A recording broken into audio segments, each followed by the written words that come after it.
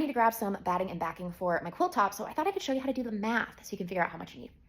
I think this is easier to do visually, so let's do this visually. So our quilt is 72 by 72, and I need to get batting and backing for it. So the first thing we need to do is adjust these numbers, because when we have our quilt top, so ours is square, our batting and backing, we want to extend past the edges of our quilt top. The reason for this is as we're quilting, things kind of shift and move a little bit, and if we made everything exactly the same size as we quilted, the top could shift to a point where there's no backing underneath it. So we want to have an overhang that allows for that kind of shifting that's going to happen. So general rule of thumb is 3 if you are quilting at home, but for long armors, I think long armors prefer like 6 to 10. They like a little more room because of the way they need to load it on their frame. But we're going to be talking about quilting at home, so we're going to use 3 inches as our additional. So basically all we need to do is add 3, well, we need to add 6 because we have 3 up here and 3 down here and 3 over here and 3 over here. So we need to add 6 to each number. So that gives us 78 by 78. And that's the numbers we need to use when we're calculating how much material we need.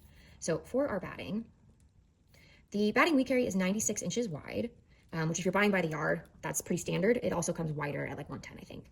But we're going to use our 96-inch width. And the great thing here is it's bigger than both sides. So it's going to cover us one way. We don't need to put 2 pieces together. One width will cover us. So we just need to figure out the length we need. So 78 divided by 36 is 2.16. So I'd probably round that up to 2.25 yards of batting.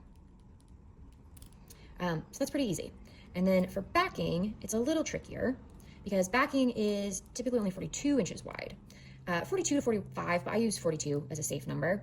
So coming back down here to our quilt top, when we're talking about the backing, we're gonna have to sew 2 pieces together to make it wide enough to cover this. So if we were to sew 2 42-inch wide pieces of fabric together, so it's just 42 plus 42, 84. We're gonna lose a little in the seam allowance, so I usually just minus half an inch.